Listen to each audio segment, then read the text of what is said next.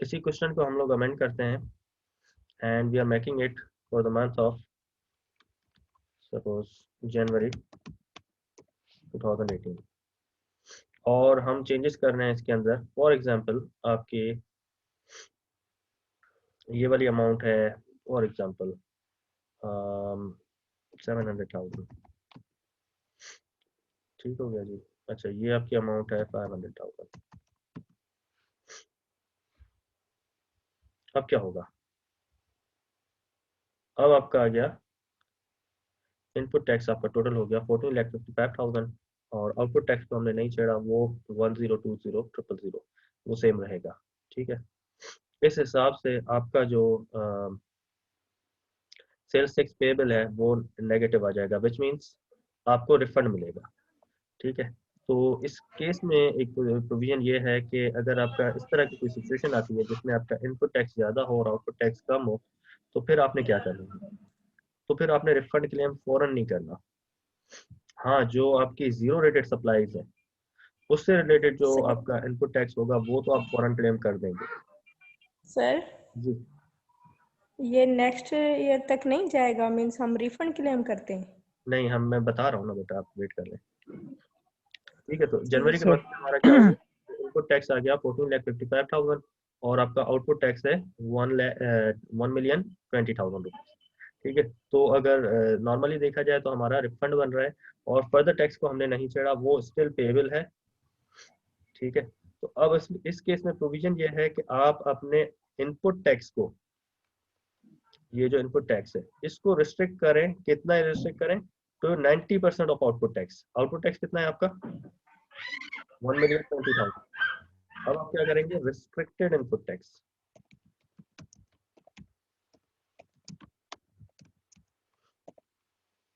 At the rate of 90% of output tax. ठीक है जी, अब आपका रिस्ट्रिक्टेड इनपुट टैक्स कितना हो गया, इसको आप भूल जाएं। ठीक है, restricted input tax is equal to इसका आउटपुट टैक्स का 90%, 9,18,000। अब आपने अपने इनपुट टैक्स को रिस्ट्रिक्ट कर दिया, तो अब बताएं output minus input minus input tax 102,000। Sales tax payable with sales tax return कितना होगा आपका 1,02,000 प्लस ये आपका सेम रहेगा फर्दर टैक्स 180,000। तो टोटल आपको कितना पे करना पड़ेगा, this amount plus this amount 2,82,000।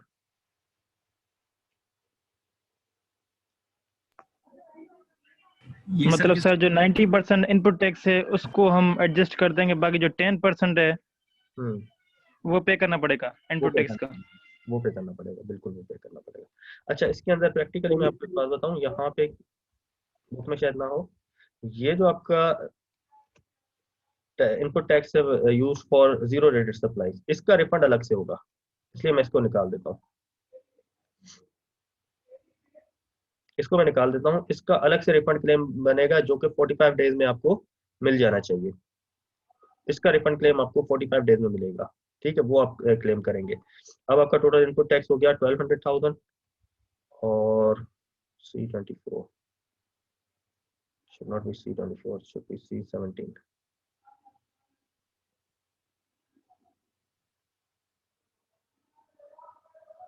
ठीक है, इस केस में भी आप देखें तो मैंने उसको निकाल दिया है जीरो रेटेड सप्लाईज पे, तो 12 लाख रुपए का रिस्ट्रिक्टेड इनपुट टैक्स होगा आपका 90% इज इक्वल टू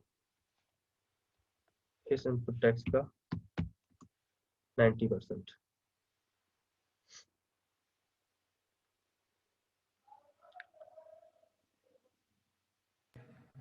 सही 90% इनपुट हो गया, आउटपुट होगा 90% ऑफ आउटपुट होगा, सही कह रहा था, सही था। 90% ऑफ आउटपुट रहेगा, इनपुट टैक्स आपका ज्यादा है, आउटपुट टैक्स कम है। ठीक है, तो आपका रिफंड क्लेम होना चाहिए। इस केस में आप क्या करेंगे, उसको आउट अपने इनपुट टैक्स को रिस्ट्रिक्ट करेंगे टू 90% ऑफ आउटपुट टैक्स और उस केस में आपका बन जाएगा रिफंडेबल पेएबल अमाउंट। ठीक है, सर ये रिस्ट्रिक्ट का मतलब क्या है, मतलब ये नेक्स्ट ईयर एडजस्ट होगा? मैं बता रहा हूँ। अच्छा ये था महीना, मैंने पहले मई था तो इसको मैंने जानबूझकर चेंज किया टू जनवरी। व्हाई? बिकॉज ये आपका जो, अच्छा अब आपने था क्या, हुआ क्या था, आपका बन रहा था क्लेम 12 लाख माइनस 1,20,000, ठीक है। तो आपका क्लेम जो बन रहा था वो बन रहा था is equal to this amount minus this amount plus आपने पेड एक्स्ट्रा, इसको हम कहते हैं excess input tax paid. Excess आपने इनपुट टैक्स कितना पे किया है, 1,02,000, ठीक है। तो नेक्स्ट मंथ जो है वो आपका कैरी फॉरवर्ड होगा, next month carry forward is equal to this amount जो आपका बन रहा था प्लस जो आपने एक्स्ट्रा पे किया 2,82,000, ये आपका ब्रॉड फॉरवर्ड बैलेंस होगा। इसको हम कहते हैं एक्सेस इनपुट टैक्स, जो आपने लास्ट मंथ पे किया था प्लस जो आपका क्लेम था, ये आपका नेक्स्ट मंथ कैरी फॉरवर्ड हो जाएगा, ठीक है। तो नेक्स्ट मंथ जैसे ही आपका इनपुट टैक्स होगा, सबसे पहले आप उसमें प्रीवियस मंथ का जो कैरी फॉरवर्ड है वो ऐड करेंगे, और फिर बाकी सारे महीने की वर्किंग करेंगे इनपुट टैक्स की, सारे महीने की आउटपुट टैक्स की जो है वो वर्किंग करेंगे, फिर एडजस्टमेंट करेंगे। अगर वहां पे एडजस्ट हो जाता है तो फिर बात वहां पे खत्म हो जाती है, और अगर वहां पे एडजस्ट नहीं होता तो फिर ये कैरी फॉरवर्ड होगा नेक्स्ट मंथ मार्च में। फिर मार्च में दोबारा यही वर्किंग करेंगे, कैरी फॉरवर्ड होगा, आपका ब्रॉड फॉरवर्ड बैलेंस होगा पिछले महीने का, प्लस उस महीने का सारा इनपुट टैक्स, उस महीने का सारा आउटपुट टैक्स। फिर देखेंगे अगर एडजस्ट हो जाता है तो ठीक है, वरना अदरवाइज फिर हम उसको आगे कैरी फॉरवर्ड करेंगे to the month of April, और फिर उसी तरह in the month of May, और उसके बाद फिर एंड में व्हेन जून के महीने का आप रिटर्न फाइल करेंगे, तब आप दोबारा से पूरे साल का इनपुट टैक्स देखेंगे और पूरे साल का आउटपुट टैक्स देखेंगे, और उसमें देखेंगे कि एडजस्ट हो सकता है या नहीं हो सकता। अगर उसमें एडजस्ट हो सकता है तो ठीक है, अगर फिर भी एडजस्ट नहीं होता, कैरी अगर बैलेंस आ रहा है, तो फिर आप उसके लिए रिफंड एप्लीकेशन फाइल करेंगे। और सर ये 90% रिस्ट्रिक्शन हर महीने में हम अप्लाई करेंगे? हर महीने अप्लाई करेंगे, यस। सर जी बेटा। सर ये जो रिस्ट्रिक्टेड इनपुट टैक्स है, ये सर तब होगा जब हमारा इनपुट टैक्स ज्यादा होगा आउटपुट से? Yes. Okay sir. Excuse me sir. जी बेटा। सर ये सर तब भी होगा ना जब आपका इनपुट टैक्स आपके आउटपुट टैक्स के 90% से ज्यादा होगा। यस। और सर ये लास्ट वाला जो मंथ होगा हमारा, जब ईयर एंड होता है, तब तो हम ये वाली अगर नहीं अप्लाई करेंगे 90% वाली रिस्ट्रिक्शन, तो ही हमारा रिफंड बनेगा। तो इसका मतलब है लास्ट ईयर मंथ में ये नहीं यूज होता। हाँ, इन द मंथ ऑफ जून आप इसको नहीं करेंगे। इन द मंथ ऑफ जून आप फिर क्या करेंगे, पूरे साल का एक रिटर्न बनाएंगे जिसमें पूरे साल का इनपुट टैक्स होगा, पूरे साल का आउटपुट टैक्स होगा, और फिर आप देखेंगे कि क्या रिफंडेबल अमाउंट बनता है या नहीं बनता। अगर वहां से एडजस्ट हो जाता है तो फिर ठीक है, और अगर वहां से भी एडजस्ट नहीं होता तो फिर आप रिफंड एप्लीकेशन फाइल करेंगे।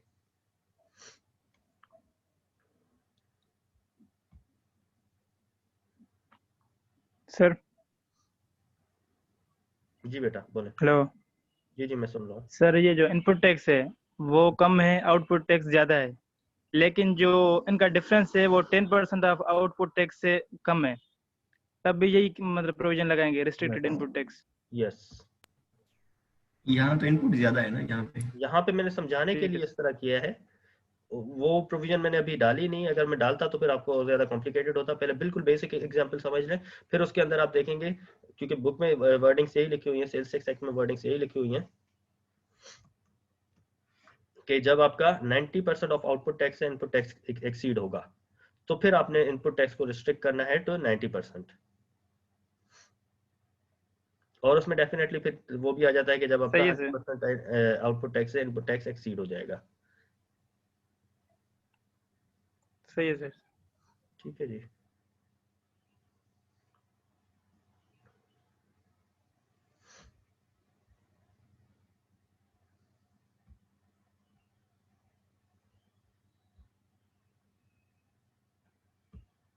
ठीक है, तो बुक ओपन करते हैं।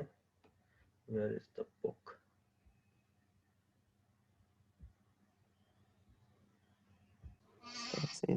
A registered person shall not be allowed to adjust input tax in excess of 90% of output tax.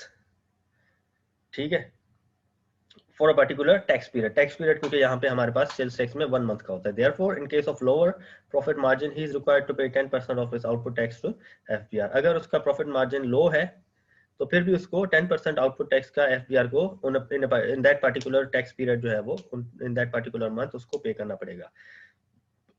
It means that if his input tax during a tax period exceeds his output tax as a result of loss or overbuying, हो सकता है वो जो input tax increase हो रहा है वो losses की वजह से हो कि वो परचेज ज्यादा प्राइस पे कर रहा है और सेल कम प्राइस पे कर रहा है, लॉसेस की वजह से हो सकता है, या ओवर बाइंग की वजह से हो रहा है. आप जो है वो फॉर एग्जांपल सीजनल इन्वेंट्री होती है, आप यान बनाते हैं, धागा बनाते हैं और कॉटन का सीजन आया है तो आप बहुत ज्यादा परचेजिंग कर लेते हैं क्योंकि उस वक्त कॉटन सस्ती मिलती है आपको, आप ज्यादा परचेजिंग करके और अपने स्टॉक वो गोडाउन्स भर देते हैं. ठीक है, इसी तरह कोई भी और चीज है, आपने ओवर बाइंग कर लिए, स्टॉक इन्वेंट्री जो है वो बहुत ज्यादा आपने भर लिया है अपने पास, तो फिर आपने इनपुट टैक्स ऑब्वियसली ज्यादा दिया होगा और आउटपुट टैक्स हो सकता है आपने सारा का सारा माल उस वक्त सेल ना किया हो. ठीक है, तो फिर उसकी वजह से आपका क्या होगा, रिफंडेबल अमाउंट आ सकता है, लेकिन आप रिफंड नहीं करेंगे बल्कि क्या करेंगे, 10% ऑफ आउटपुट टैक्स एफबीआर को पे करेंगे. तो जितना आपने 10% आउटपुट टैक्स एफबीआर को पे किया है प्लस जितना आपका रिफंडेबल अमाउंट बन रहा था, दोनों आप मिलके आपके नेक्स्ट मंथ का कैरी फॉरवर्ड बैलेंस हो जाएंगे. Input tax disallowed due to this restriction shall be carried forward to the next period and shall be treated as input tax of that period. उस महीने का वो input tax treat किया जाएगा. जैसे मैंने आपको बताया जनवरी का जो आपने excess input tax पे किया है, अब यहाँ पे वर्ड यूज होगा excess input tax. आपने जो excess input tax जो है वो आपका कैरी फॉरवर्ड हो रहा है आपका नेक्स्ट मंथ फरवरी के अंदर. फिर फरवरी में देखेंगे एडजस्ट हो रहा है तो ठीक है, वरना फिर वो कैरी फॉरवर्ड हो जाएगा आपका मार्च के अंदर, मार्च के बाद अप्रैल, अप्रैल के बाद मई के बाद जून में जाके आप इसको फाइनल एडजस्टमेंट करेंगे जिसके अंदर पूरे साल का आप इनपुट टैक्स और पूरे साल का आउटपुट टैक्स देखेंगे. Input tax on acquisition of fixed assets or capital goods, if any, is claimable in the same tax period and restriction of said 90% is not applicable in this case. अगर आपके पास fix assets हैं या कोई और capital goods आपने purchase की है, उसके ऊपर आपने इनपुट टैक्स पे किया है तो वो आप फौरन क्लेम कर सकते हैं. उसके लिए आपको उस अमाउंट को कैरी फॉरवर्ड करने की जरूरत नहीं है. उसको आप क्या करेंगे, उस इनपुट टैक्स की कैलकुलेशन में से निकाल देंगे. जैसे मैंने अभी थोड़ी देर पहले जीरो रेटेड गुड्स का जो इनपुट टैक्स था वो निकाल दिया. इसी तरह अगर कोई इनपुट टैक्स आपने फिक्स एसेट्स पे लिया है या कैपिटल गुड्स पे किया है तो फिर वो आप उसको निकाल देंगे और उसको फौरन क्लेम कर लेंगे. अब इसकी एक्सेप्शंस क्या है, the restriction of 90% of is not applicable in the following cases. SRO 1190 dated 2nd October 2019, that is they can adjust input tax from output tax without any restriction. ये वो लोग हैं जो कि अपना जिनके ऊपर ये 90% की रिस्ट्रिक्शन एप्लीकेबल नहीं होती. कौन कौन है, number 1, persons registered in electrical energy sector and gas distribution companies, oil marketing companies, petroleum refineries and Pakistan steel mills, fertilizer manufacturers, Engro वगैरह जैसे हो गए, डिस्ट्रीब्यूटर्स, जितने भी डिस्ट्रीब्यूटर्स हैं. ठीक है, अच्छा डिस्ट्रीब्यूटर की डेफिनेशन आप देख लीजिएगा. डिस्ट्रीब्यूटर की डेफिनेशन सिर्फ वो स्पेसिफिक नहीं है जो हम normally day to day life में डिस्ट्रीब्यूटर यूज करते हैं, इसलिए डिस्ट्रीब्यूटर की डेफिनेशन आप सेल्स टैक्स एक्ट के डेफिनेशंस वाले सेक्शन नंबर 2 में देख लीजिएगा. ठीक है, very important. Commercial importers provided the value of import subjected to 3% value addition tax exceeds 50% of the value of all taxable purchases in a tax period. Commercial importers के ऊपर applicable नहीं होगा provided value of import subject to 3% value addition tax. जो जिन imports के ऊपर आपका 3% minimum value addition tax लगता है वो 50% of all taxable purchases से exceed कर रही हो. ठीक है, आई होप मैंने ये आपको 3% minimum value addition tax last class में पढ़ा दिया था, काइंडली कंफर्म कीजिएगा. Persons making zero rated supplies provided value of such supplies exceeds 50% of value of all taxable supplies during a tax period. अगर कोई zero rated supplies जो है वो सप्लाईज दे रहा है, प्रोड्यूस कर रहा है, सेल कर रहा है जीरो रेटेड सप्लाईज, और उसकी जीरो रेटेड सप्लाईज जो है वो उस टोटल सप्लाईज की टोटल टैक्सेबल सप्लाईज की 50% से एक्सीड कर रही हैं। अच्छा, 50% of the value of all taxable supplies, इसका मतलब अगर आप फॉर एग्जांपल आप different types of goods sale कर रहे हैं, आप जीरो रेटेड गुड्स सेल कर रहे हैं, आप जो है वो स्टैंडर्ड रेटेड गुड्स सेल कर रहे हैं, आप रिड्यूस रेटेड गुड्स सेल कर रहे हैं, और आप जो है वो एग्जाम्प्ट गुड्स भी सेल कर रहे हैं, ठीक है, आप मल्टीपल गुड्स सेल कर रहे हैं, तो उस केस में आपका एग्जाम्प्ट गुड्स निकाल देंगे क्योंकि वो स्कोप ऑफ सेल्स टैक्स से आउट है। बाकी बचे आपके तीन, रिड्यूस रेटेड, स्टैंडर्ड रेटेड और जीरो रेटेड। तो जीरो रेटेड सप्लाईज जो है वो आपकी 50% होनी चाहिए of all taxable supplies. Exempt supplies को यहाँ पे कंसीडर नहीं करेंगे, ठीक है। तो zero rated supplies divided by zero rated plus standard rated plus reduce rated, तीनों सप्लाईज को सम करेंगे और उसको डिवाइड करेंगे, उसको डिनोमिनेटर में रखेंगे, न्यूमरेटर में आप रखेंगे जीरो रेटेड सप्लाईज, ठीक है। अगर ये रेशो 50% से ज्यादा है तब भी आपके ऊपर ये प्रोविजन जो है 90% ऑफ रिस्ट्रिक्शन की प्रोविजन एप्लीकेबल नहीं होगी। Registered persons other than manufacturers, registered persons other than manufacturer, इसका मतलब डिस्ट्रीब्यूटर्स, रिटेलर्स वगैरह, making supplies of third schedule items on which sales tax has been paid on retail price provided the value of such supplies exceed 80% of all taxable supplies। again taxable supplies का वही concept जो मैंने अभी इससे previous point में बताया था, exempt supplies निकाल देंगे सारी taxable supplies, उसका 80%, ठीक है, थर्ड स्केड्यूल आइटम की टोटल सेल्स डिवाइड बाय आपकी remaining taxable all taxable supplies, उसका जो रेशियो है वो आपका कितना आना चाहिए, मैक्सिमम मिनिमम 80%। अगर 80% से एक्सीड कर रहा है, ठीक है, तो फिर वो आपको क्या होगा, आपके ऊपर ये 90% की रिस्ट्रिक्शन एप्लीकेबल नहीं होगी। Telecommunications, CNG dealers provided the value of natural gas on which sales tax is charged on the basis of value notified by FBR exceeds 50% of all taxable purchases। अच्छा, वैल्यू की basis पे FBR notify करता है कि आपका CNG की जो है वो CNG के ऊपर आप टैक्स पे करेंगे, सेल्स टैक्स पे करेंगे। अगर वो एक्सीड कर रहा है आपकी ऑल 50% ऑफ परचेजेस से, तो फिर आप अगेन आपके ऊपर ये 90% की रिस्ट्रिक्शन नहीं लगेगी। Petroleum dealers of licensed oil marketing companies, petroleum dealers licence हो जो कि ऑयल मार्केटिंग कंपनीज से, तो वो उनके ऊपर भी ये रिस्ट्रिक्शन एप्लीकेबल नहीं होगी। Note for students, this restriction under section 8B is not applicable in case of zero rated supply, इसीलिए मैंने आपको दिखाया कि वो मैंने अलग कर दिया था। एंड कमर्शियल इंपोर्ट्स, अगर कमर्शियल इंपोर्ट्स कोई है तो उसके ऊपर भी एप्लीकेबल नहीं होगी। The above exceptions shall apply for the local purchase or supply where the above conditions in para 5 and 6 are fulfilled।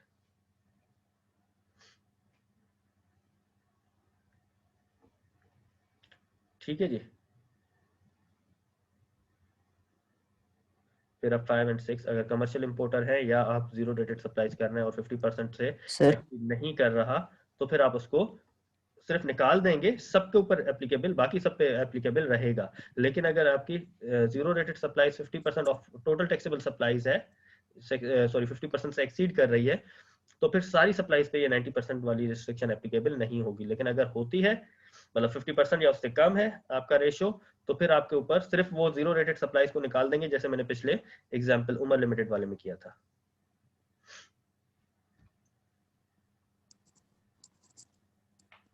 ठीक है जी सर, अगर ये इनमें से जितनी हमने 8-9 कंडीशंस पढ़ी हैं, अगर कंडीशन कोई एप्लीकेबल हो रही हो, तो उस बंदे के पूरे फिर जो उस पीरियड का वो होगा टैक्स होगा उस पे नहीं लगेगा। ये रिस्ट्रिक्शन होगी नहीं, समझ ले, उसके लिए ये रिस्ट्रिक्शन एग्जिस्ट ही नहीं करती। तो फिर वो क्या करेगा, तो फिर वो उसका अगर इनपुट टैक्स आउटपुट टैक्स से ज्यादा है तो फौरन क्लेम कर लेगा।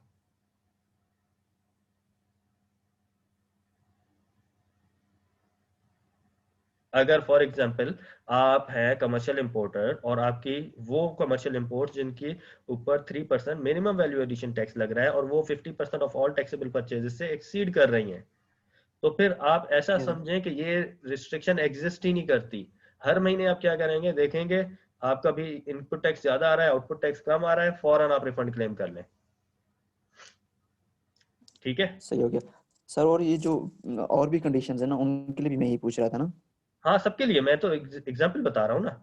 जैसे person registered in electrical energy sector and gas distribution companies, उनको ये सोचना ही नहीं है कि भाई कोई रिस्ट्रिक्शन नाम की भी कोई चीज दुनिया में होती है।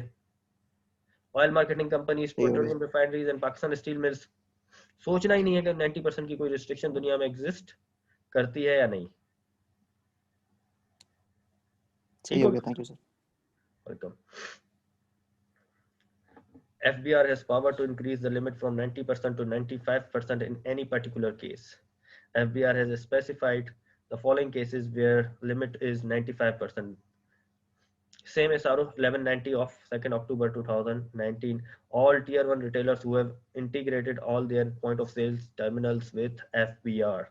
Tier 1 retailer, लास्ट क्लास में हमने डेफिनेशन पढ़ी थी, उन्होंने अगर अपना पॉइंट ऑफ सेल टर्मिनल जो होता है, point of sale terminal basically वो आपका जैसे कैश रजिस्टर होता है उसी तरह का होता है, वो अगर उन्होंने इंटीग्रेट कर लिया है FBR से, तो उनके लिए ये रिस्ट्रिक्शन 90% से एक्सीड करके 95% हो जाती है।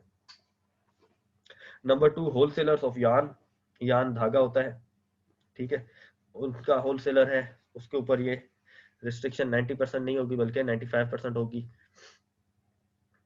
Automobiles manufacturing companies which are listed in Pakistan Stock Exchange till December 2020, ठीक है, तो 31 दिसंबर तक ऑटोमोबाइल मैन्युफैक्चरिंग कंपनीज जो कि पाकिस्तान स्टॉक एक्सचेंज में लिस्टेड हो, उनके ऊपर भी जो रिस्ट्रिक्शन है वो 90% नहीं है बल्कि कितनी है, 95%।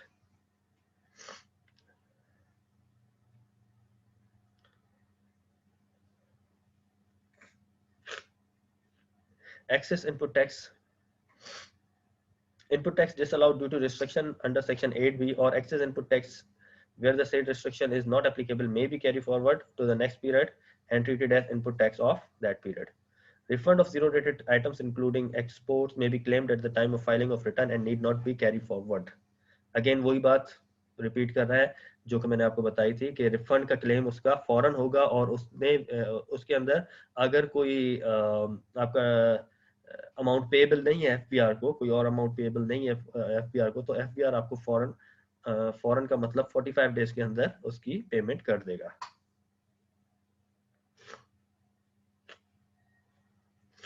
क्लियर है बेटा? यहां तक ये पॉइंट समझ में आ गई तो फिर हम आगे बढ़ते हैं। यस सर, क्लियर है। कॉर्पोरेट एंटिटी कंपनी के लिए रिफंड प्रोसीजर थोड़ा सा डिफरेंट है। उसके अंदर क्या है कि उसका companies are required to get their financial statements audited by firm of chartered accountants. Chartered accountant firm से जो है वो उनके ऊपर उनके ऊपर प्रोविजन है कि आपने अपनी फाइनेंशियल स्टेटमेंट्स जो हैं वो ऑडिट करवानी है। इन दैट केस अगर उनका कोई रिफंड क्लेम बनता है तो ऑडिटर्स के ऊपर ये रिस्पॉन्सिबिलिटी है कि वो इस चीज का ऑडिट करें, कॉर्पोरेट एंटिटीज का ऑडिट करें कि इन्होंने जो रिफंड एप्लीकेशन बनाई है, रिफंड अमाउंट बनाया है, वो सही कैलकुलेट किया है या नहीं किया, ठीक है, उस चीज का भी ऑडिट करेंगे, ठीक है। और वो ऑडिट करने के बाद फिर वो क्या करेंगे, ऑडिटर्स उनको सर्टिफिकेट देंगे कि हाँ आपका जो ये इनपुट टैक्स की कैलकुलेशन है, रिफंड क्लेम है, वो आपने सही कैलकुलेट किया है और जो है वो FBR उनको पे कर दे। और अगर बाद में FBR को पता चलता है कि इन्होंने सही कैलकुलेट नहीं किया था या ऑडिटर से भी मिस्टेक हो गई है, तो FBR जो है वो उस ऑडिटर की, उस चार्टर्ड अकाउंटेंट फर्म की शिकायत लगाएगा किसके साथ, ICAP के साथ, जो कि रेगुलेटरी बॉडी है of all the chartered accountants in Pakistan. ठीक है, अब इसको पढ़ते हैं। A corporate entity is entitled to get refund if input tax is not settled through carry forward procedure. सबके लिए यही है। To get a refund, the company is required to furnish a statement duly certified by the auditors along with annual audited accounts showing that their input tax during the year is in excess of 90% of output tax. होगा ये वही तरीका जो कि मैंने थोड़ी देर पहले बताया था कि कैरी फॉरवर्ड करते जाएंगे, फिर एंड में जून का मंथ जब एंड होगा तब आप पूरे साल का मतलब 1 जुलाई से लेकर और 30 जून तक पूरे महीने का इनपुट टैक्स, पूरे महीने का आउटपुट टैक्स, और फिर आप देखेंगे कि आपने दोनों में सही कैलकुलेशन की है या नहीं की है। उसके बाद जो है वो ऑडिटर उसको सर्टिफाई करेगा, एक सर्टिफिकेट इशू करेगा कि हाँ इन्होंने सही कैलकुलेशन की है, और वो अपने रिटर्न के साथ जमा करवाएंगी। कॉर्पोरेट एंटिटीज वो अपना जब एप्लीकेशन फॉर रिफंड जमा करवाएंगी तो उसके साथ ये सर्टिफिकेट भी जमा करवाएंगी। This refund shall be made on yearly basis in the second month of following the end of the company's financial year. तो कंपनी का जो फाइनेंशियल ईयर है उसके एंड के बाद 2 महीने के बाद फॉर एग्जांपल कंपनी का जो फाइनेंशियल ईयर एंड हो रहा है वो कब हो रहा है, 31 दिसंबर को हो रहा है, तो 31 दिसंबर के 2 महीने के बाद, जनवरी फरवरी में। If an auditor is found guilty of misconduct in furnishing the above certificate, the matter shall be referred to the council of the ICAP for disciplinary action. और फिर उसके पास ICAP के डिसिप्लिनरी काउंसिल को भेज दी जाएगी कि आप इनके खिलाफ डिसिप्लिनरी एक्शन लें। The FBR may prescribe the procedure for refund of such excess input tax, including in case of non-corporate registered person. ठीक है, FBR अपना प्रोसीजर, रिफंड प्रोसीजर जो है वो प्रिस्क्राइब कर सकता है excess input tax including non corporate registered person के लिए भी। ठीक है जी,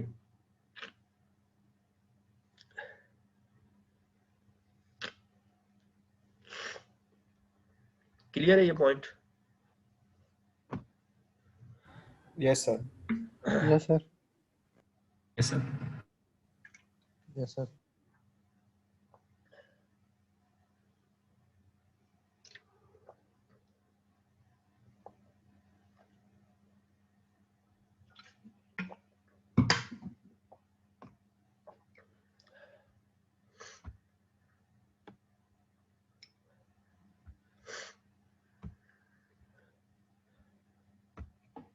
अच्छा जी, लास्ट क्लास में मैंने आपको बताया था जब आपका इनपुट टैक्स अगर आपका किसी मंथ में क्लेम करना रह जाए तो फिर आप उसको नेक्स्ट 6 टैक्स पीरियड्स के अंदर, मतलब 6 महीने तक आप उसको क्लेम कर सकते हैं। और अगर वो क्लेम फिर भी उनमें भी रह जाए तो फिर आप कमिश्नर इनकम टैक्स से जो है वो परमिशन ले सकते हैं कि हमारे पास रीजन से जिनकी वजह से ये मिस हो गया, तो आप काइंडली अलाउ करें कि हम इसको 6 महीने के बाद भी इसको रिफंड क्लेम कर सकते हैं। लेकिन अगर आप, मैंने कहा था वहां पे भी एक और प्रोविजन है सेक्शन 66 की कि आप जब भी चाहें, अगर फॉर एग्जांपल आप कमिश्नर से परमिशन नहीं लेना चाह रहे तो आप ना लें, कोई बात नहीं, आप उसका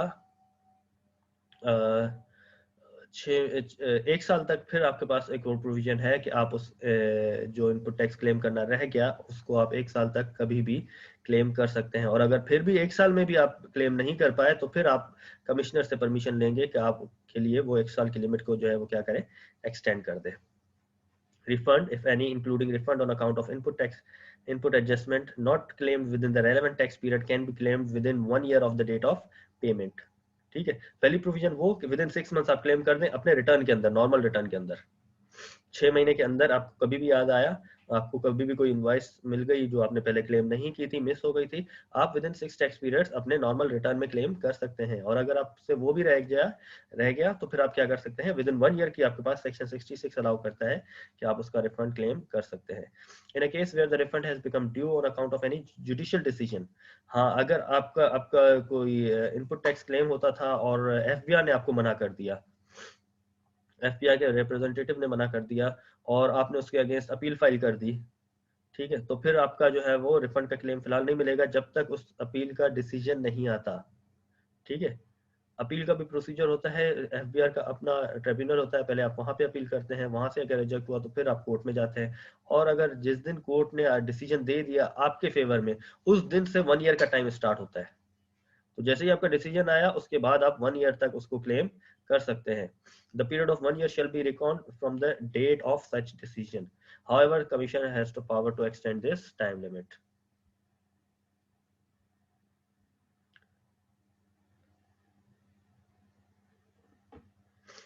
बेटा ये पॉइंट क्लियर है? Section 66 very important section. Yes sir, clear है।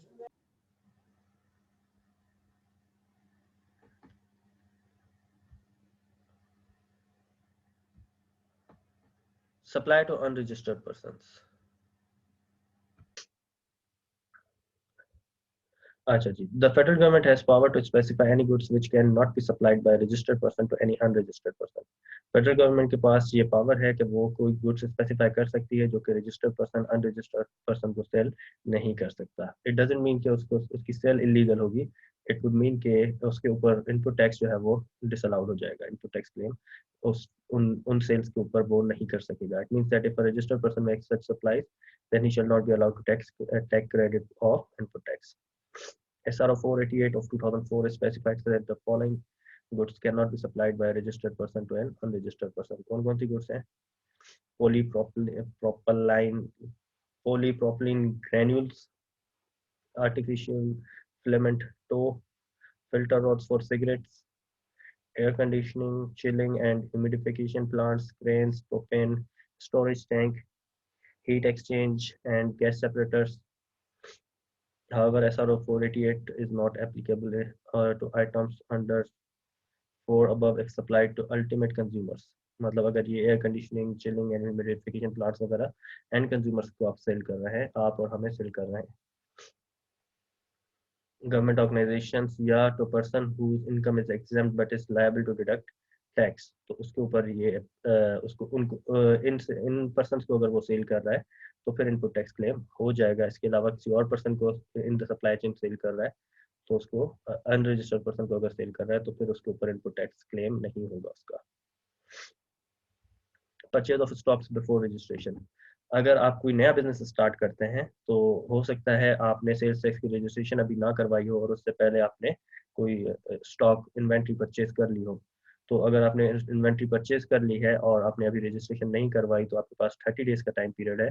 30 डेज के अंदर आप रजिस्ट्रेशन करवा लें, और अगर रजिस्ट्रेशन के टाइम तक उन गुड्स को आपने सेल नहीं किया तो फिर उनके ऊपर जो इनपुट टैक्स आपने पे किया है वो आपको क्लेम हो जाएगा।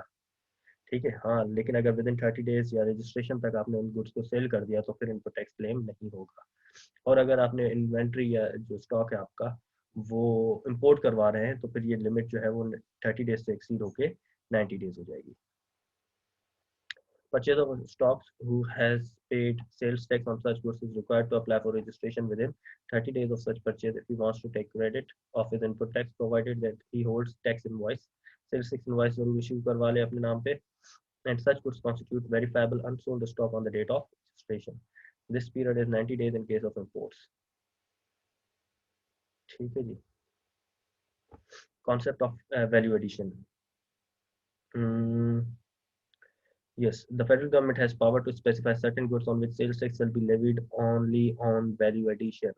अच्छा, हमने जैसे बेसिक कॉन्सेप्ट डिस्कस किया था कि सेल्स टैक्स जो है वो आपका पेएबल होगा input taking input and output adjustment, लेकिन फेडरल गवर्नमेंट के पास पावर है कि वो स्पेसिफाई कर सकती है कि इन गुड्स के ऊपर आप सिर्फ वैल्यू एडिशन के ऊपर जितना आपका रॉ मटेरियल आपने परचेज किया उसके ऊपर जब आपने उसको सेल किया प्रोसेस करने के बाद, तो उसके अंदर जो वैल्यू एडिशन आई है means value of finish good minus value of raw material, जो डिफरेंस है उसके ऊपर 17% सेल्स टैक्स पे कर दें।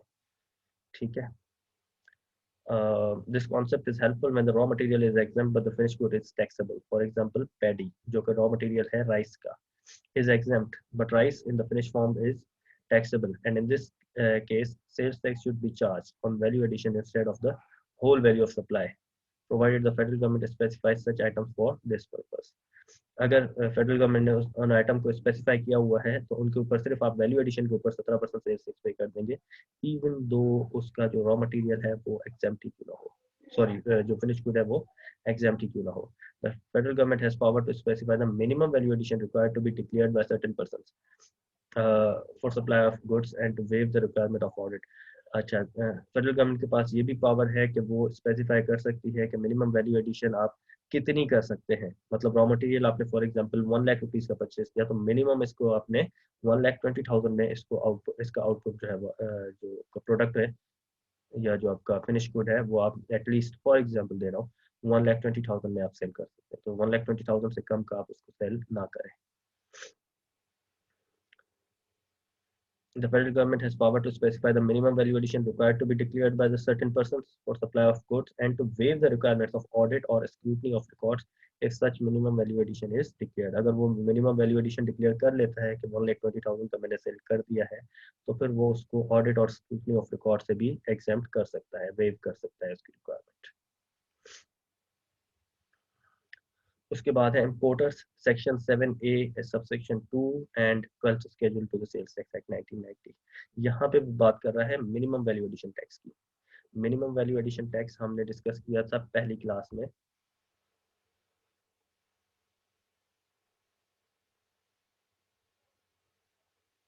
मैं आपके साथ वो शेयर कर लेता हूँ, एक सेकेंड, जो मैंने आपको दिखाया था।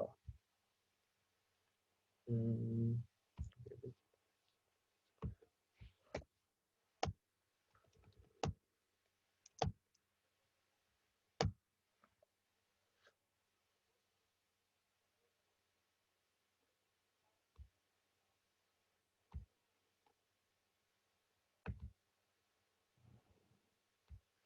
हमने सेल्स टैक्स की सबसे पहली क्लास में कॉन्सेप्ट डिस्कस किया था मिनिमम वैल्यू एडिशन का।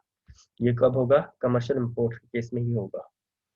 ठीक है, अगर आपको याद हो, फॉर एग्जांपल आपकी 100 मिलियन की इंपोर्ट वैल्यू है और उसके ऊपर 17% सेल्स टैक्स आप चार्ज करते हैं, तो फेडरल गवर्नमेंट स्पेसिफाई करता है कि सारे इंपोर्टर्स एक्सेप्ट, अभी हमारे पास लिस्ट आएगी, उनके अलावा बाकी सारे जो इंपोर्टर्स हैं वो क्या करेंगे? 3% minimum value addition tax pay करेंगे in addition to your normal 17% sales tax. तो आपका टोटल सेल्स टैक्स का फिगर हो जाएगा 20 मिलियन। ठीक है, टोटल वैल्यू आपकी हो जाएगी 120 मिलियन। फिर अगर आपने उसके ऊपर सेल किया है 150 का, फॉर एग्जांपल 100 का लिया था आपने, 120 का सेल किया, इसके ऊपर आपने सेल्स टैक्स 17% नॉर्मली चार्ज करेंगे, 20% नहीं चार्ज करेंगे, 17% ही चार्ज करेंगे, और उसका वैल्यू आती है फॉर एग्जांपल 25.5 मिलियन। आपने इनपुट टैक्स पे किया था plus minimum value addition tax pay किया था 20 मिलियन का, तो अब आपको एफबीआर को एक्सेस 5.5 मिलियन पे करना पड़ेगा जब आप उसको सेल करेंगे जिस मंथ में। ठीक है, उस मंथ का जब आप सेल्स टैक्स रिटर्न फाइल कर रहे होंगे। अच्छा, हो सकता है आपने प्रॉफिट इतना ज्यादा चार्ज ना किया हो, या हो सकता है लॉस में सेल किया हो, तो उस केस में क्या होगा? अगर आपने लॉस में सेल किया था तो हमने बताया था कि उसका सेल्स टैक्स फॉर एग्जांपल बनता है 18.7 मिलियन, आपने सेल्स की 110 मिलियन की, तो बज़ाहिर कोई लॉस नहीं हुआ, लेकिन लॉस में भी अगर आप सेल करते हैं तब भी ये प्रोविजन एप्लीकेबल है। तो फिर आपका इनपुट टैक्स आउटपुट टैक्स जो है वो कम है, और आपने input tax plus minimum value addition tax जो है वो ज्यादा पे किया हुआ है, तो जो अदर अमाउंट होगा, मतलब जो रिमेनिंग अमाउंट होगा 1.3 मिलियन, ये आपका कैरी फॉरवर्ड हो जाएगा, और उसको आप जो है वो एडजस्ट कर सकते हैं फ्रॉम योर नेक्स्ट इंपोर्ट। आप नेक्स्ट इंपोर्ट से जो है वो एडजस्ट कर सकते हैं, या आप जीरो रेटेड अगर सप्लाई कर रहे हैं तो उसके रिफंड के साथ भी इसको एडजस्ट कर सकते हैं। ठीक है, आई होप यह कॉन्सेप्ट आपको रिवाइज हो चुका होगा। ठीक है जी, अब आते हैं इसकी प्रोविजन सेल्स टैक्स एक्ट के अंदर क्या है।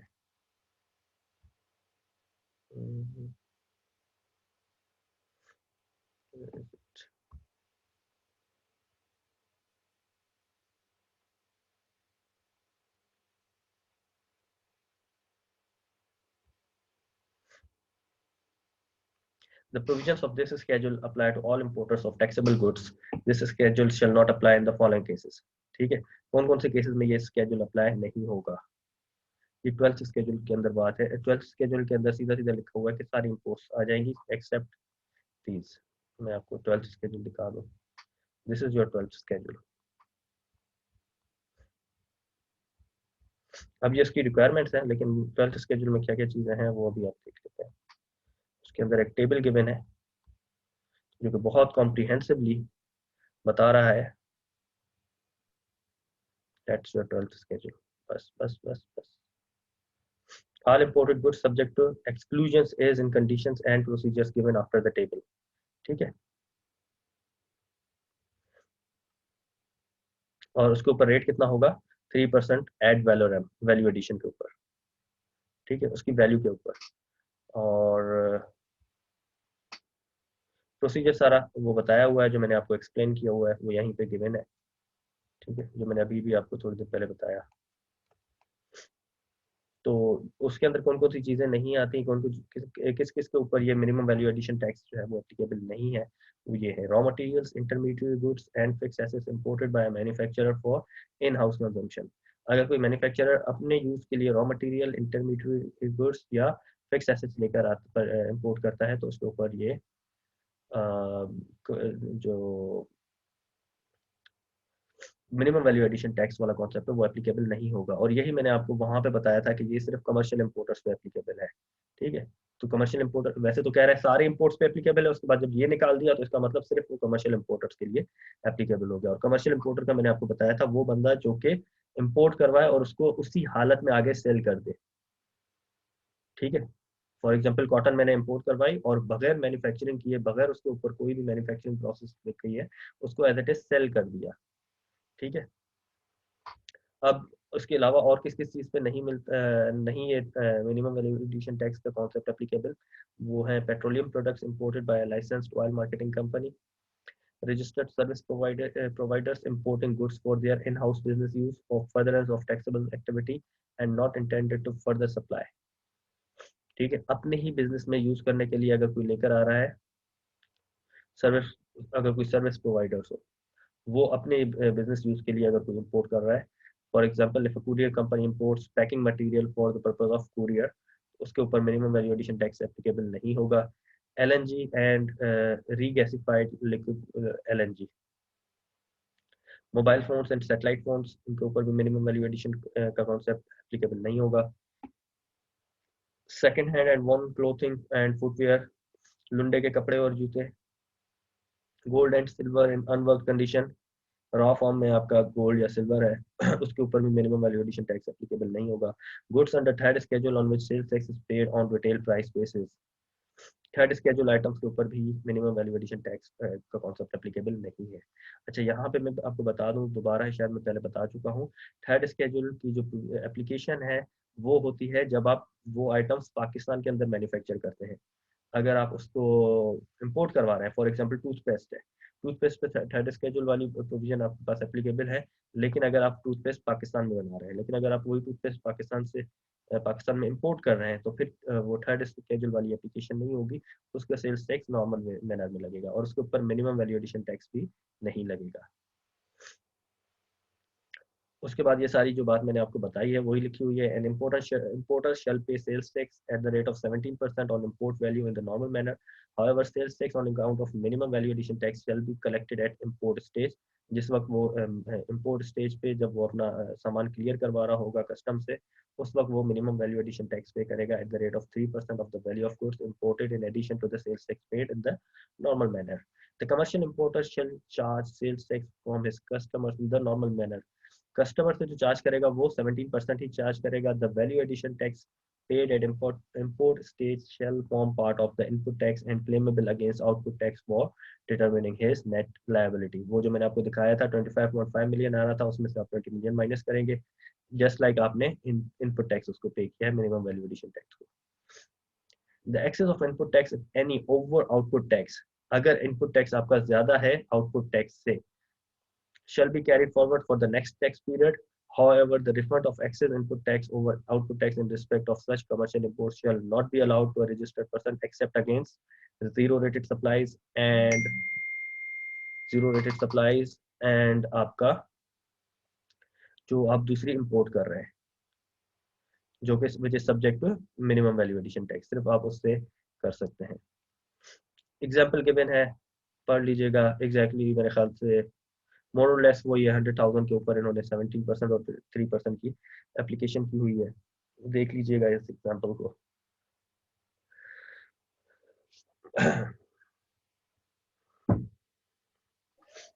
ठीक है, कोई सवाल है तो पूछ लें, फिर हम आगे रिटेलर्स के ऊपर आते हैं।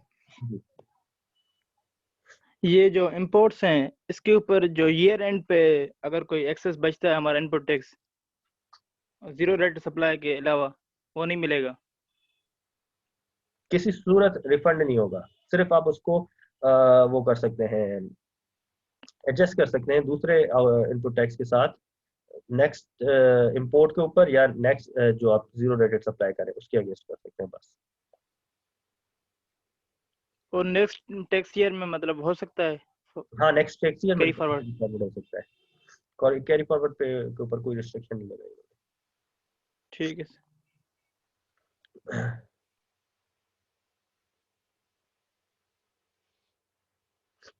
अच्छा जी, अब आते हैं रिटेलर्स के ऊपर।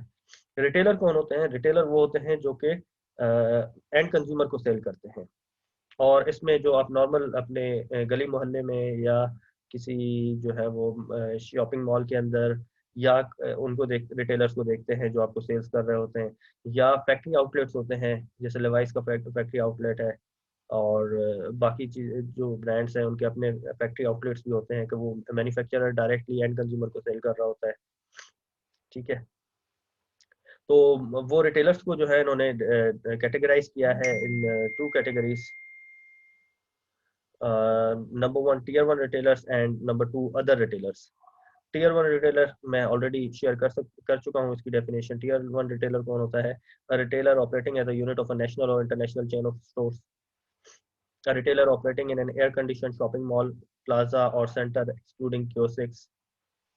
kiosks के अलावा कोई और air condition shopping mall, plaza या सेंटर में रिटेलर है तो वो भी tier 1 रिटेलर में आता है. A retailer whose cumulative electricity bill during the immediately preceding 12 months exceeds 12 lakh रुपए.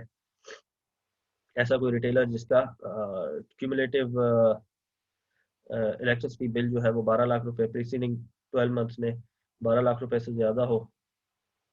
A wholesaler cum retailer engaged in bulk import and supply of consumer goods on wholesale basis to the retailers as well as on retail basis to the general body of the consumers, वो भी आपका tier 1 retailer में आता है. A retailer whose shop measures 1000 square feet or more and any other person as prescribed by the FBR. अगर FBR किसी और को प्रिस्क्राइब कर दे कि ये tier 1 में आता है तो वो tier 1 रिटेलर के अंदर इंक्लूड हो जाएगा. अब tier 1 रिटेलर जो है, जितने भी tier 1 रिटेलर्स हैं, they are required to be registered. ठीक है, हाँ, रजिस्टर करने के बाद उनके पास दो ऑप्शन होते हैं. वो कौन कौन से दो ऑप्शन हैं? एक तो आपका उसको जो हमने नॉर्मल सेल्स टैक्स का प्रोसीजर पढ़ा हुआ है, अपनी परचेज रिकॉर्ड करेगा, सेल्स टैक्स इनवॉइसेस कलेक्ट करेगा, सेल्स टैक्स इनवॉइसेस इशू कर रहा होगा और इनपुट और आउटपुट की एडजस्टमेंट ले रहा होगा. ठीक है, और दूसरा क्या है, किधर गया? Tier 1 retailers are required to be registered and all the provisions shall apply in the normal manner including charge of sales tax, filing of monthly return, input tax adjustment, apportionment.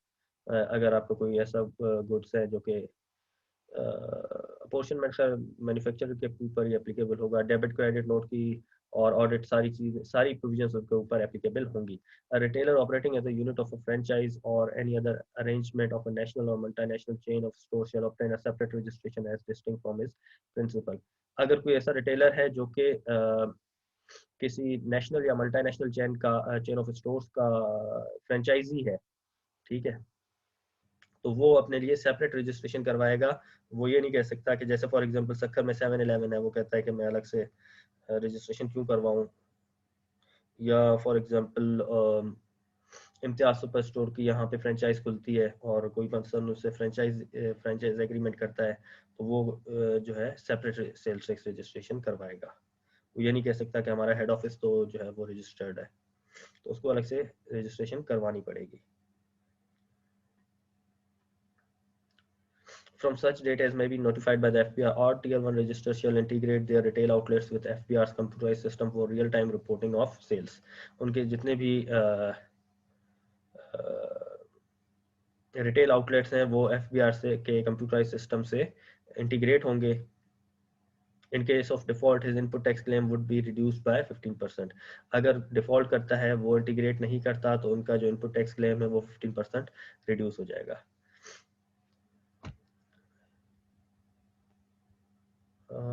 वो किधर है?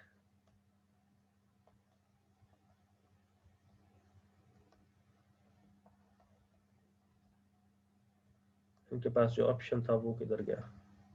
Supplies from retail outlets will be charged at 12% of finished fabric and locally manufactured finished textile and leather articles if supplies are integrated with FBR's computerized system for real-time reporting of sales, subject to one condition that they have maintained 4% value addition during the last 6 months. अगर कोई ऐसा retailer है जो कि finish fabric या locally manufactured textile, finish textile मतलब कपड़ा या शर्ट्स वगैरह या leather articles, leather jackets, shoes वगैरह या लेदर बेल्ट्स वगैरह सेल कर रहा है और उसने अपना जो सिस्टम है, जो सेल सिस्टम है, पॉइंट ऑफ सेल टर्मिनल जो है, वो अगर इंटीग्रेट किया हुआ है FBR की उसके साथ, कंप्यूटराइज सिस्टम के साथ इंटीग्रेट किया हुआ है, तो फिर उसको जो है वो सेल्स टैक्स 12% पे लगाना पड़ेगा. 12% वो चार्ज कर रहा होगा. उसके ऊपर कंडीशन ये है कि उसने एटलीस्ट मिनिमम जो है वो 4% वैल्यू एडिशन की हो पिछले 6 महीनों में.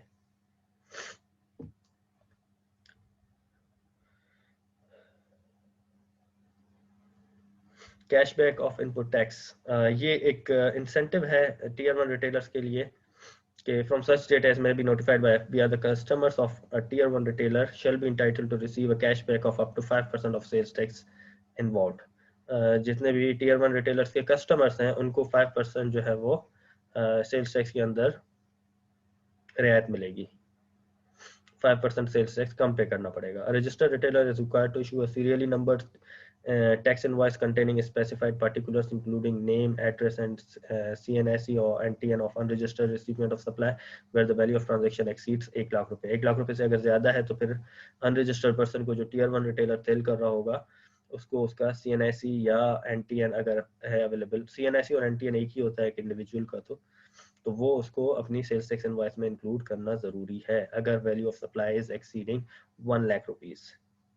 ठीक है. और आई रिमेम्बर इसके ऊपर बहुत बड़ा वावेला हुआ था कि हम CNIC क्यों दें, अनरजिस्टर्ड पर्सन है तो हम CNIC क्यों दें, 1 लाख रुपए से ज्यादा की परचेजिंग है. तो आई गेस ये 1 साल पहले आया था और शायद हमारी क्लास में भी इसके ऊपर डिस्कशन हुआ था. ये सर इस पर हुआ था, लेकिन ये तो पहले ही प्रोविजन मौजूद है, इम्प्लीमेंटेशन इस साल हुई थी शायद. Yes. Retailers other than tier 1 retailers are not required to be registered and shall pay sales tax with their monthly electricity bills. जो other than tier 1 retailers हैं वो अपना sales tax पे करेंगे अपने monthly electricity bills के साथ. यहाँ पे उनको they are not required to be registered, उनको sales tax में register करने की जरूरत नहीं है. और वो कितना पे करेंगे? 5% where monthly bill does not exceed 20,000 रुपए. अगर 20,000 रुपए से कम है उनका मंथली बिल तो जितना भी बिल है मल्टीप्लाई बाय 5% वो सेल्स टैक्स पे कर रहे होंगे. और 7.5% जब उनका मंथली बिल 20,000 रुपए से एक्सीड कर रहा हो. The above sales tax is the final discharge of their sales tax liability and they are not allowed to claim input tax adjustment. और ये अगर वो रजिस्टर नहीं हो रहा है तो फिर उसका क्लेम नहीं ले सकते. Input tax adjustment उनको नहीं मिलेगी. Monthly sales tax return is not required to be filed and they are not subject to audit. ना ही इनका ऑडिट होगा, ना ही इनके ऊपर ये शर्त है कि आप सेल्स टैक्स में रजिस्टर हो. The above sales tax in case of unregistered retailer with electric bill is in addition to the sales tax otherwise chargeable with electric bills, which is 17% normal sales tax plus 3% for the tax plus 5% extra tax. ये जो ऊपर आपने हमने बताया है 5% और 7.5%, ये in addition to your normal sales tax plus 3% further tax plus 5% extra tax है. ठीक है. तो बाकी रिटेलर्स को जो के रजिस्टर होते हैं वो कौन कौन से सेल्स टैक्स पे करते हैं? एक नॉर्मल 17% सेल्स टैक्स पे करते हैं, प्लस 3% फर्दर टैक्स पे करते हैं और प्लस 5% एक्स्ट्रा टैक्स पे करते हैं. और उसके अलावा अगर 20,000 से कम है तो 5% उसके अलावा, और अगर 20,000 से ज्यादा है तो 7.5% भी सेल्स टैक्स वो पे कर रहे होंगे. ठीक है जी.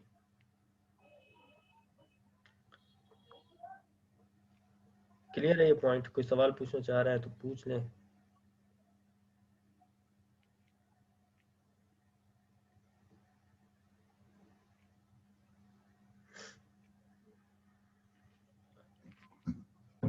है कोई सवाल?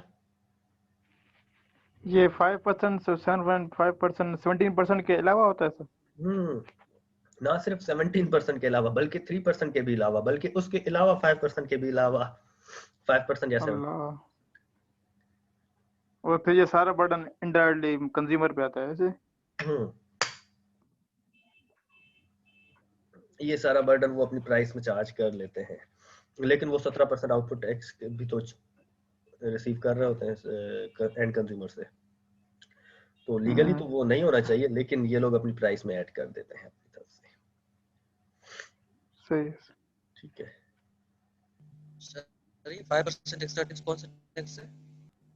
सॉरी आवाज कट रही थी बेटा आपकी. सर 5% जो एक्स्ट्रा टैक्स है ये कौन सा टैक्स है? ये भी सेल्स टैक्स है, फर्दर टैक्स भी सेल्स टैक्स है, नॉर्मल 17% भी सेल्स टैक्स है, और इसके अलावा 5 और 7.5% है. मैंने बताया आपको ये 4 टैक्सेस हो गए. 17% normal sales tax, 3% further tax, 5% extra tax, और उसके अलावा 5% या 7.5% depending on the value of your electricity bill. Okay sir.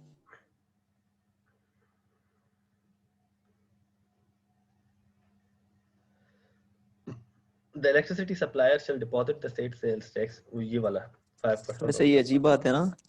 हाँ नहीं, कोई अजीब बात नहीं है. मतलब कि आप रजिस्टर हो जाए, प्रॉफिट्स आप रजिस्टर हो जाए, आप जो है वो अपने रिकॉर्ड्स रखें, आप इनपुट टैक्स और आउटपुट टैक्स के एडजस्टमेंट लें, आपको कौन मना करता है? वो तो ये उन लोगों के लिए है जो लोग कहते हैं कि हम कोई रिटर्न फाइल ना करें, हम सेल्स टैक्स में रजिस्टर भी ना हो, और हम जो है वो पैसे भी कमाएं और कुछ पे भी ना करें। नहीं सर, फाइनल कंज्यूमर्स के लिए ना। फाइनल ये रिटेलर्स के लिए है। ये अलग बात है कि रिटेलर्स इनडायरेक्टली उसको अपनी प्राइस के अंदर इंक्लूड कर देते हैं।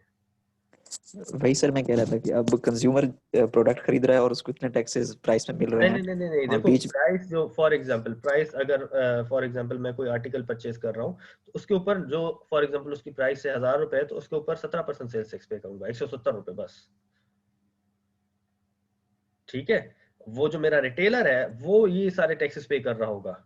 हाँ, ये अलग बात है कि वो 1000 रुपए की प्राइस को बढ़ा के 1100 रुपए कर दे और फिर ऐसा ही होता है ना सर। वही ना सर। हाँ, ये अलग बात है ना, ये बुक्स के अलावा है। सर क्योंकि वो प्राइस कंट्रोलिंग भी तो नहीं होती हमारे यहाँ ना, इनडायरेक्टली बर्डन एंड यूजर पर आएगा। बिल्कुल ऐसा ही है, बिल्कुल ऐसा ही है।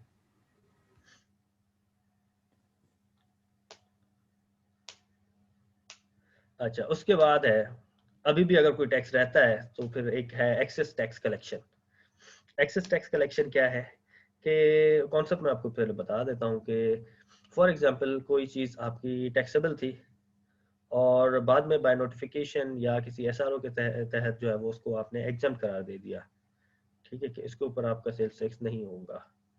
तो उस केस में क्या होगा? और अगर आपने गलती से, ऑब्वियसली जरूरी तो नहीं है कि हर बंदा हर वक्त जो है वो एफबीआर की पोर्टल पे बैठा हो, एफबीआर की वेबसाइट ऑन करके बैठा हो, कब आ रहा है एसआरओ, कब आ रहा है एसआरओ, कब आ रहा है एसआरओ, ऐसा तो मुमकिन नहीं है। या जितने भी सारे एसआरओ आ चुके हैं सबकी नॉलेज किसी के पास हो, ये भी जरूरी नहीं है। ठीक है, तो हो सकता है गलती से आपने कोई ऐसा टैक्स सेल्स टैक्स चार्ज कर लिया हो जो कि आपको नहीं चार्ज करना चाहिए था। ठीक है, तो और अगर आपने वो चार्ज कर दिया है तो फिर उस केस में क्या होगा? उसको हम कहते हैं access tax collection, section 3B। अब इसको पढ़े। If any person collected output tax which was not collectible or collected excess output tax by mistake, या तो वो कलेक्टेबल नहीं था या तो आपने गलती से ज्यादा कर लिया। आपने 17% था सेल्स टैक्स ने उस पर्टिकुलर आइटम के ऊपर जो है वो सेल्स टैक्स का रेट रिड्यूस करके 12% कर दिया फॉर एग्जांपल, या 10% कर दिया या 8% कर दिया, तो आपने ज्यादा टैक्स चार्ज कर लिया by mistake, and the incidence of such tax has been passed on to the consumer. और अगर वो उसका इंसिडेंस जो है वो कंज्यूमर तक पहुंच गया, कंज्यूमर ने जो है वो पे कर दिया, तो फिर वो आप टैक्स जो है FBR में जमा करवाएंगे। ठीक है, he shall pay the amount of such tax to the government and no claim for refund in respect of such amount shall be admissible। हाँ, अगर आपका वो जो बर्डन है वो एंड कंज्यूमर तक पास नहीं हुआ तो फिर उसका अमाउंट जो है वो आप वापस ले सकते हैं। The burden of proof that the incidence of tax has not been passed to the consumer shall be on the person collecting the tax। अगर मैंने एक्स्ट्रा टैक्स पे कर दिया है, मतलब चार्ज कर लिया है आउटपुट टैक्स, जो कि मुझे फॉर एग्जांपल 12% करना था, मैंने गलती से 17% चार्ज कर लिया है, तो फिर अब मुझे प्रूव करना पड़ेगा कि ये जो मेरा प्रोडक्ट है वो एंड कंज्यूमर तक नहीं गया। ठीक है, एग्जाम्पल क्वेश्चन देख लीजिएगा आप। Joint and several liability of registered person in supply chain where tax is unpaid। FBR ने ये रिस्पॉन्सिबिलिटी कि अल्टीमेटली जो आपका टैक्स है, सेल्स टैक्स है, वो FBR को जमा हो जाए, इसकी रिस्पॉन्सिबिलिटी भी अपने पास नहीं रखी, बल्कि किसको दे दी है? जितने भी लोग इन द सप्लाई चेन हैं, दे आर जॉइंटली लायबल, मतलब वो मिलके भी लायबल हैं, एंड सेवरली लायबल मतलब इंडिविजुअली भी लायबल है। A registered person receiving taxable supply from another registered person is in the knowledge or has reasonable grounds to suspect that some or all tax payable in respect of that supply or any previous or subsequent supply। मुझसे मैं supply chain में person हूँ, मुझसे पहले supply हुई है, उसमें से किसी ने सेल्स टैक्स पे नहीं किया, या मैं आगे सेल करूंगा, उस आगे में से किसी ने सेल्स टैक्स पे नहीं किया, तो फिर क्या होगा? Supply or any previous or subsequent supply of the goods would remain unpaid.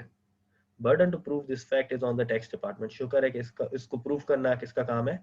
FBR का काम है, वरना ये इन्वेस्टिगेशन भी शायद उसके ऊपर ना आ जाती। सप्लाई चेन के लोगों को, then such person as well as the person making the taxable supply shall be jointly and severally liable for payment of such unpaid tax. तो जितने भी लोग रजिस्टर्ड हैं वो सब मिलके jointly liable होंगे, और अगर उनमें से कोई नहीं पे कर पा रहा तो वो severally भी individually भी liable होंगे. However, FBR may exempt any transaction from the provisions of this section. हाँ, किसी transactions को FBR इस provision से exempt भी कर सकता है.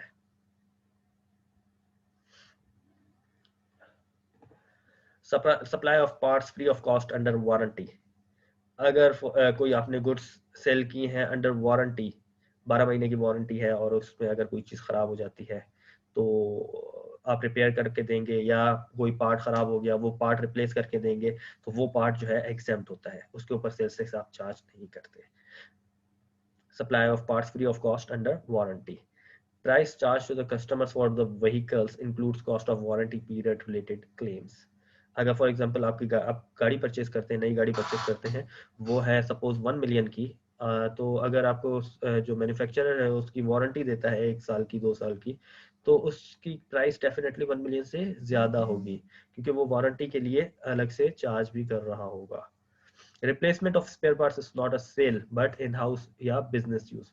अगर उस दौरान अगर आपके कोई पार्ट्स को रिप्लेस कर रहा है तो वो सेल नहीं है बल्कि इन हाउस यूज या बिजनेस यूज है, which is also included in the definition of supply. However, if the final product is taxable, अगर final product taxable था, जो आपने गाड़ी सेल की थी वो taxable थी, then such in-house business use is exempt. तो फिर ये गुड्स का यूज जो है वो क्या हो जाएगा, एग्जेम्प्ट होगा. मतलब पार्ट्स अगर आपने फॉर एग्जांपल टायर खराब हो गया, आपने टायर रिप्लेस करके दे दिए, तो वो टायर्स जो है वो क्या हो जाएंगे आपके, रिप्लेसमेंट अंडर वारंटी है तो फिर वो एग्जेम्प्ट हो जाएंगे. The FBR also clarified that in such cases where the final product is taxable, no sales tax is payable except on supply of final product. Final product के अलावा अगर आपने पार्ट सेल किए हैं तो उसके ऊपर कोई आपको अंडर वारंटी दे रहे हैं तो उसके ऊपर सेल्स टैक्स एप्लीकेबल नहीं होगा. Therefore, no sales tax should be charged on replacement free of charge on the defective parts under warranty.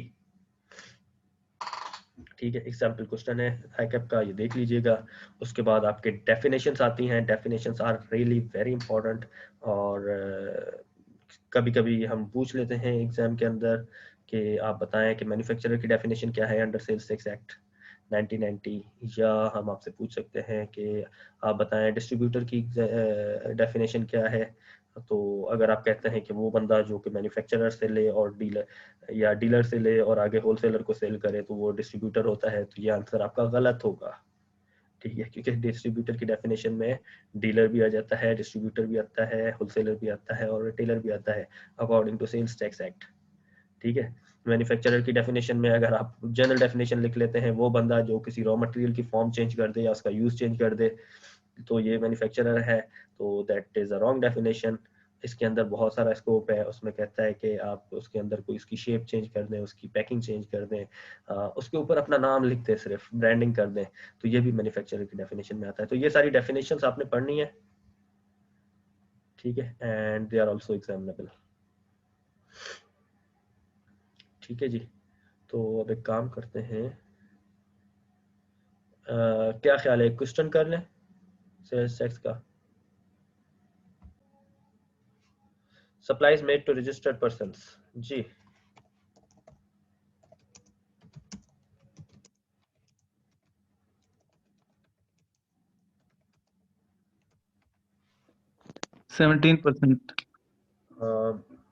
एक टैक्सेबल होगा 70%. Sex or at the rate of 3% is equal to 0.17 multiplied by कितना है, 2500,000. ऐसे Yes, ही है. sir.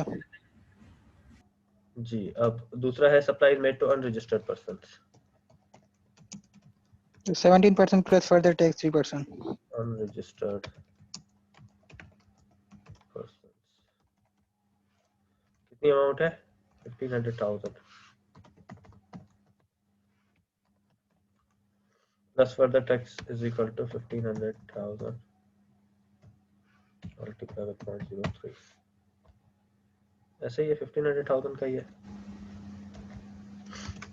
Supplies made to exports made to Malaysia. जी sir exempt है। Zero rated है sir. Zero rated जी जी जीरो रेटेड है सर। 0% मल्टीप्लाई बाय कितनी अमाउंट है 55,100,000 ठीक है। अच्छा आप क्योंकि बुक में कर रहे होंगे तो आपने किस तरह करना है जीरो रेटेड फिजिकल एग्जाम होगा ना उस पे नहीं होगा एक्सेल पे आप नहीं करेंगे जीरो रेटेड ठीक है तो 0% मल्टीप्लाई बाय कितना था 55,100,000 ये आपकी प्रेजेंटेशन होगी।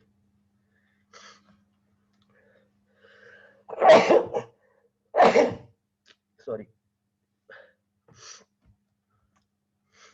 Exam supplies made to registered person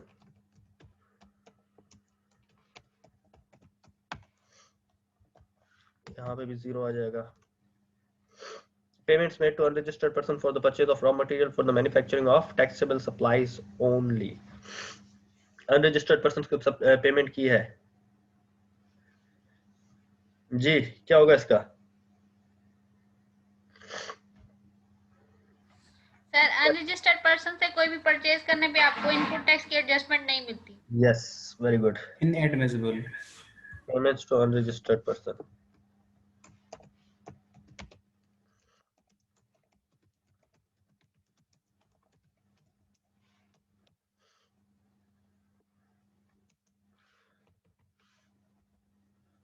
ठीक है जी तो ये आपका सॉरी इनपुट टैक्स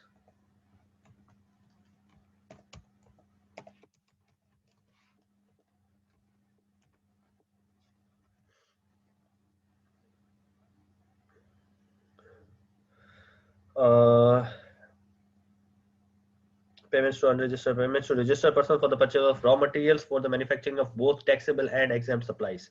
अब ये जो है वो पॉइंट थोड़ा अलग से है हटके है तो सबसे पहले हम टोटल पेमेंट्स कितनी की हैं 4680 ठीक है for the purchase of raw material वो उस सॉरी वो रॉ मटेरियल जिससे टैक्सेबल और एग्जेम्प्ट दोनों सप्लाईज में यूज हो रहा है तो इसके ऊपर हम कॉन्सेप्ट अप्लाई करते हैं किसका रेजिडुअल इनपुट टैक्स का ठीक है।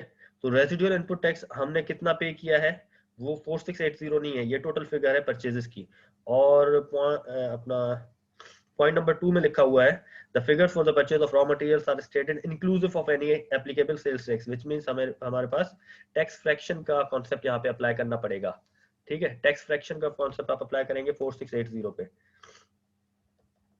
तो आप सबसे पहले कैलकुलेट करेंगे what is residual input tax is equal to सबसे पहले 4680 000 multiply by 17 divide by 117। Sir इसमें पेमेंट इन कैश भी हाँ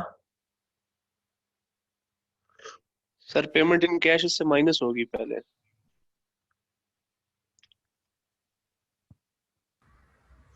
जी सर बैंकिंग चैनल यूज होगा ना सेकंड सर 50,000 से अमाउंट ऊपर है ना वो इन कैश की हुई है तो सारी जो है माइनस होगी पहले।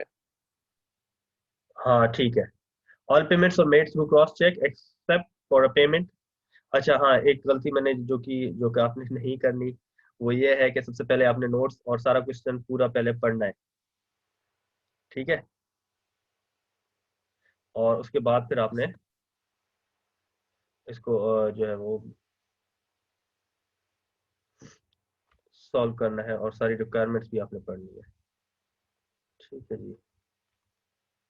तो यहीं पे हम लोग कर लेते हैं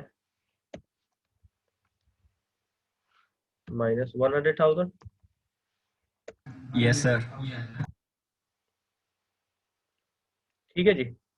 तो ये आपने माइनस कर लिया payment to unregistered person sorry cash payment जो कि अलाउड नहीं होगी तो इतने पे आपका रेजिडुअल इनपुट टैक्स होगा 665,470। अब इसको क्या करना है इसको हमने अपोर्शन करना है taxable supplies divide by value of all supplies. तो टैक्सेबल सप्लाईज की वैल्यूज क्या है, बताते जाए मुझे। सर जो टोटल सप्लाईज है वो सर 9,650,000। 2500,000 हाँ ये सर। Plus 1500,000, yes sir. 5 ही जीरो है ना, कितने जीरो हो गए, हाँ, प्लस 5500,000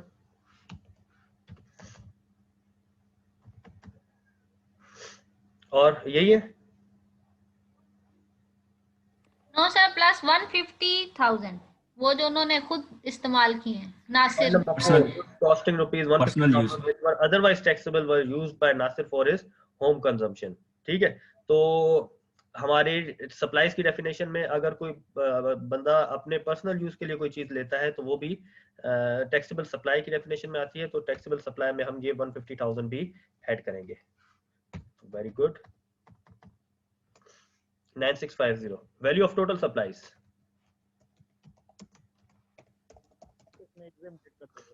बहुत आसान है, is equal to taxable supplies plus exempt supplies. Exempt supplies कौन सी हैं?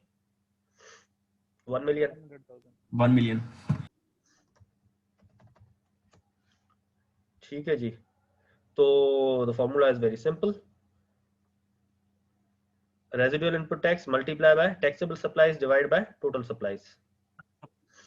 इसके रेशियो को मल्टीप्लाई करते हैं रेजिडुअल इनपुट टैक्स। ठीक है, is equal to this amount multiply by this divided by this amount. ठीक है जी। यस सर, ये इनपुट टैक्स है। Residual input tax is equal to this amount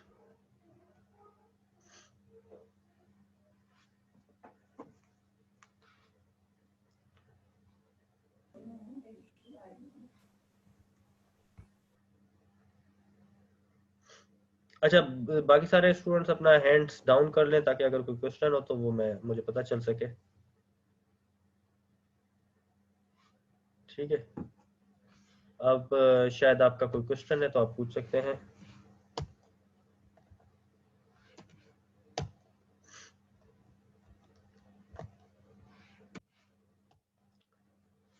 जी, तो इनपुट टैक्स ज्यादा है आउटपुट टैक्स ज्यादा है?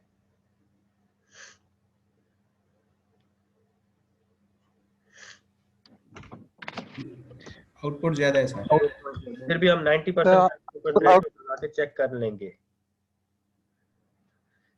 जी, कितना फर्क है? 10,000 का है तकरीबन 9,000। is equal to this amount minus 90% of output tax से 9,015 रुपए का फर्क है।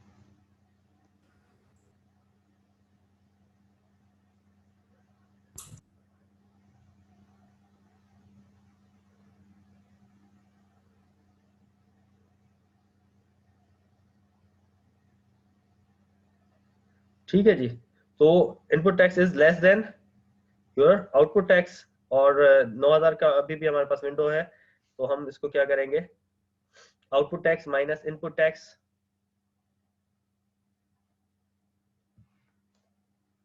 हाँ, वो 10% आउटपुट टैक्स से ज्यादा ही है।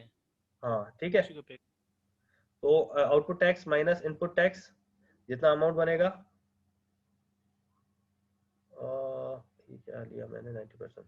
ठीक है, तो अब मैं करूंगा output tax minus input tax this amount plus ये 45,000।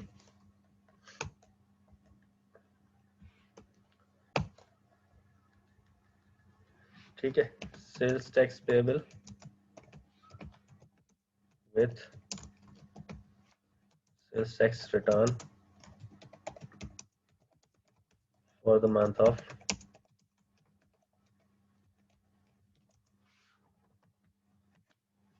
क्लियर है? अब कोई सवाल है तो पूछ ले।